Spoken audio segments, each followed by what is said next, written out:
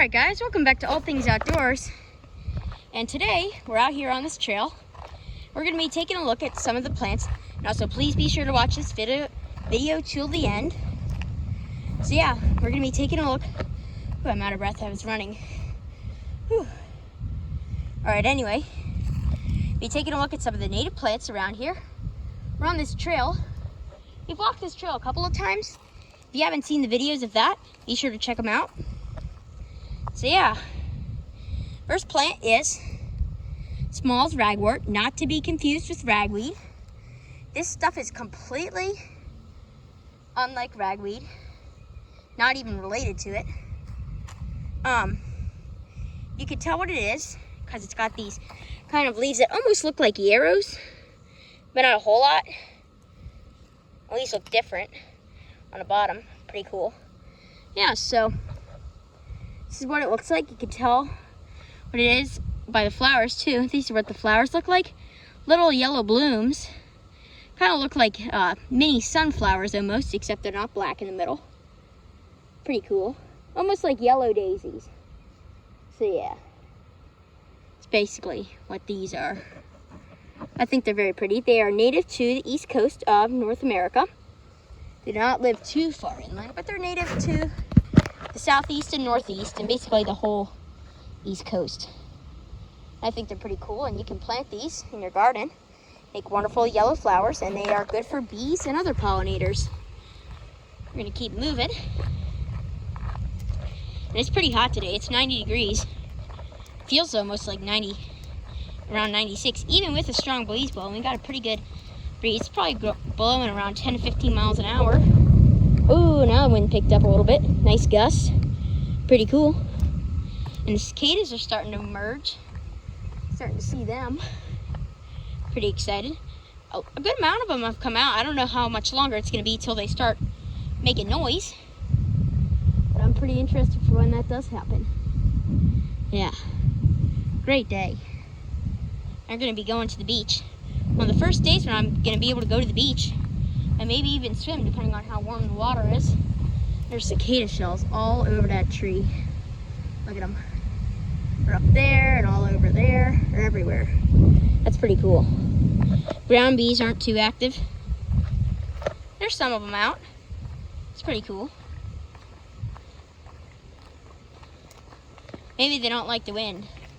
I don't know. Anyway, next plant we're going to be checking out is called wavy hairgrass, and we're coming up on it right now. Oh, there's skink there. Look at that. Skink on that log. I see him. Southeastern 5-line skink. He's an adult male. He's got a short tail, which means he just crawled away. And he's got a short tail, which means he probably lost it in an encounter with predators. All right, well, now we're here with the wavy hairgrass. It's called wavy hairgrass because of the way it waves in the wind, and because it's kind of airy. See how thin it is? It's kind of like hair, almost, I guess. I don't know. I don't really think it's like hair, but it is very pretty. Look at the way it's just dancing in the wind. That's beautiful. I love that. Yeah, really pretty. Yeah, so checking it out, and it grows to be about this tall. Doesn't really get much taller than this. It forms these nice, dense clumps. Very thin leaves. Very nice clumps. I love this stuff. It's beautiful. Wonderful. Waving grass stalks. And these are the flower stalks actually right here. This is what grass flowers look like. These are the leaves. That's about it for wavy hairgrass. Oh, and it's also native to North America, Europe, and Africa. And I think maybe some parts of Asia, but I'm not sure. You'll have to do some more research on that. And I'll definitely be announcing that in the next video or two. It's a beautiful day. Excited to go to the beach.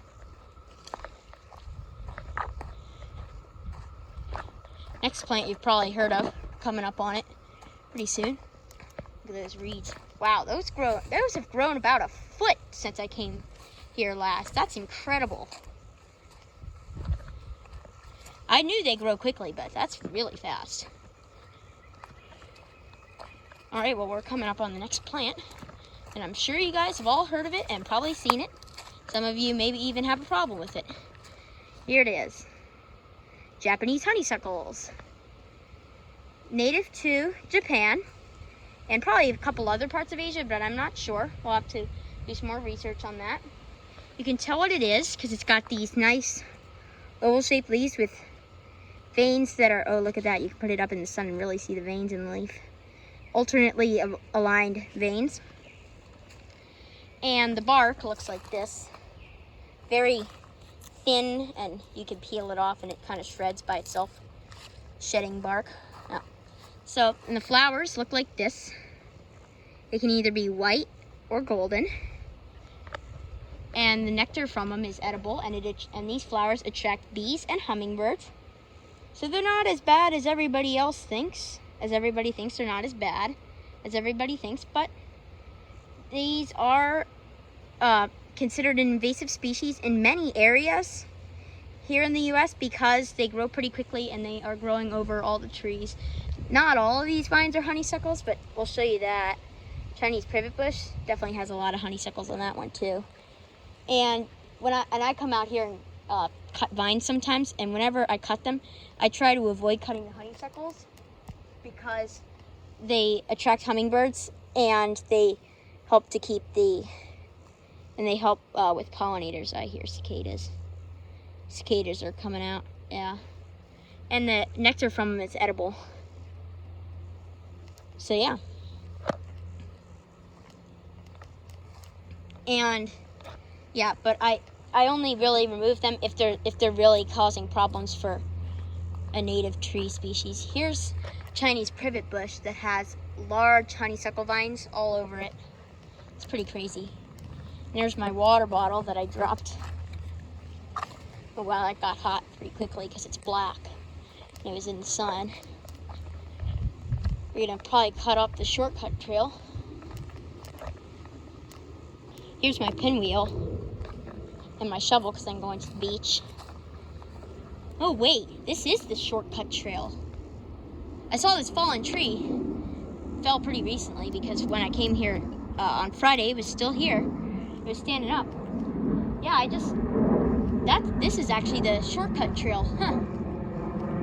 I don't know if we'll be able to walk the shortcut trail. We'll try. Anyway, while we're here, this is the black willow tree.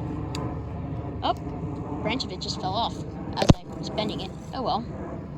So you can tell what it is because it's kind of got these nice leaves that kind of look like willow oak, but the way you can tell the difference between willow and willow oak, especially black willow, is see how this is pointy? Willow oaks have a more rounded leaf edge. It's kind of like this. Not quite as squared off, but it's not as pointy on the end. And these have fine teeth on them. Kind of see it looks like a serrated blade almost, but it's not sharp. And they make these nice little blooms, fuzzy seeds. It's pretty cool. Blow away in the wind. And these trees do a cool thing called live staking. So live staking is basically when this tree, if it were to, like these really like to grow in low-lying areas with lots of water.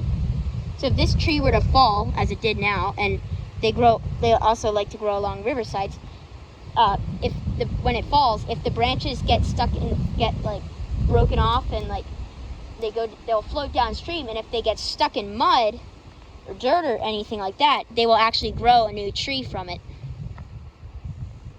So it's pretty cool. The seeds are coming off of it like crazy.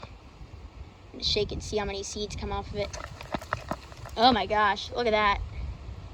It looks like it's snowing. That's crazy. Whoa.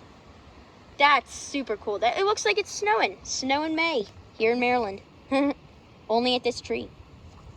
That's so cool. Yeah. Seeds are everywhere now. Floating through the air. Yeah. So this is a tree. It grows to be pretty tall. Medium to large size tree. Don't know how tall exactly. And this fell pretty recently because I remember it was not fallen. But it's still continuing to dislodge seeds. That's crazy. They're everywhere. Gonna be covered in black willow seeds. But yeah, I mean, that's about it for the black willow. Next plant, staghorn sumac. This was knocked over by the falling tree. I don't know why they call it staghorn sumac. And also this tree is native to a good part of eastern North America. Same thing with this. I don't know why they call it staghorn sumac, but anyway, small to medium sized tree. And you can tell what it is because it's got these leaflets with lots of these leaves with lots of leaflets. And they got these fine serrated edges on them. And they almost look like palm fronds, actually. It's pretty cool. They're not as bendy to make them look like palm fronds, but they kind of look like palm fronds. Pretty cool. Yeah, anyway. And I can tell what it is because, not only because of the leaves, but also because of this. This will turn into a flower, but it's not going to because it got knocked over. And they make these bright red flower blooms. If we find any, we will show them to you because they're pretty cool looking. That's about it for black willow and staghorn sumac. We'll try and see if we can get over this tree. But I don't know. But anyway, that's about all for today's video.